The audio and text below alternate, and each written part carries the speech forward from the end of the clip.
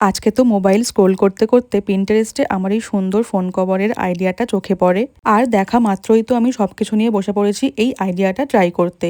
কিন্তু দুর্ভাগ্যবশত সেই সময় আমার কাছে কোনো সাদা পেপার ছিল না, তাই জন্য এই ইয়েলো পেপারটা দিয়েই আমি এই আইডিয়াটা ট্রাই করছি। প্রথমে তো আমার ফোন কভারটার মাপ নিয়ে ভালো করে কাগজটা কেটে নিয়েছিলাম, আর তারপরে যেই পেন্টিংটা করব সেটা আমি হালকা করে আগে থেকেই কাগজটার ওপরে এঁকে নিয়েছিলাম। আর তারপরে দুটো সুন্দর দেখে কালার সিলেক্ট করেছিলাম, একটা লাইট পিঙ্ক আর একটা রানী পিঙ্ক। আর তারপরে তো একবার ডার্ক শেড আর একবার লাইট শেড দিয়ে এই পেন্টিংটা আমি করছিলাম। এই পেন্টিংটা সাদা পেপারের ওপরে করলে আরো বেশি সুন্দর লাগতো দেখতে, কিন্তু যেহেতু আমার কাছে ওই সময় সাদা পেপার অ্যাভেলেবেল ছিল না, তাই জন্যই কিন্তু আমি এই ইয়েলো পেপারটার ওপরে পেন্টিংটা ট্রাই করেছি।